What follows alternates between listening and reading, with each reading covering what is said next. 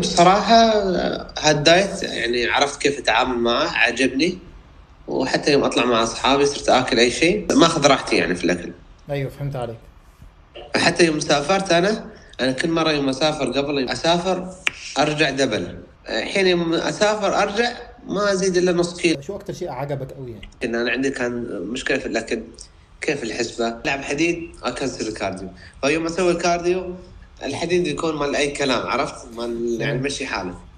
تنصح بالبرنامج او التدريب معاه، تنصح بيه لاي حد من اصحابك، من ربعك، من اقاربك، ولا لا؟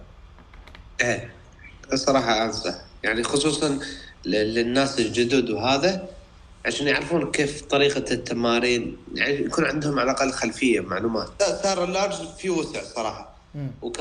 وكشيب الجسم يعني تعدل. يعني مثلا قبل ظهري كان كذي، امم. فأحس شفت ظهري مرتب. حتى يعني لما حد يصورني بالغلط وأشوف الفيديوهات أتضايق من جسمي قبل. امم. الحين شوي أفضل، حلو. يعني شوي جسمي يعني شوي مرتب. فرق اللبس.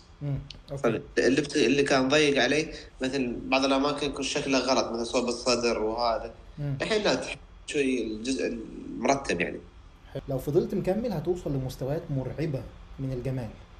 عضلات حلو. المعدة الستة يكونوا باينين، والخواصر تكون منحوتة اللي هو شكل الفي شيب اللي هو حرف الفي ده، وحتى الحجم العضلي يكبر من فوق الاكتاف اكتر. فانا عارف ان الحماس بيقل شوية، ولكن احنا داخلين في اسمها كاتاليست. كاتاليست يعني محفز او مسرع، اللي هي فترة رمضان. فترة رمضان ممكن تجيب نتائج صاروخية منها.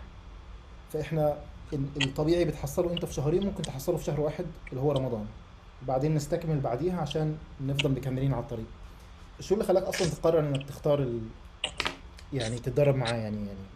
طلع فيديو أتوقع في الانستغرام، كنت دعاية وكذا طلع لي وكلمتك وسبحان الله اشتركت. يعني بكل أمانة أستخسر يعني أدفع المدربين. ومثلا عندي يوتيوب، مع أنه صح أنه غلط أن تعتمد على اليوتيوب، لأن هذا بيهتم فيك أنت شخصيا. بالظبط. بس يعني هذه كانت عقليتي، يعني أقول لا ليش أدفع وأنا موجود أشياء مجانية. انا عندي مدرب رياضي، ج- مشترك معاه عشان سبب واحد بس، عشان يفضل واقف فوق راسي. عشان كل ما انا آه يعني ادخل تمل في ولا شيء؟ اي امل او ادخل في غمار الشغل بقى والعيله والالتزامات واللي هي المشغوليات اللي عندنا كلنا، هو يجي كده فوق راسي ويفكرني لازم تروح تتمرن. زدت كيلو مثلا، ليه زدت كيلو؟ انزل اتمرن، ظبط اكلك. فهو بالمصطلح البلدي او السهل احنا بنقول انت بتشتري خبرة غيرك بفلوسك.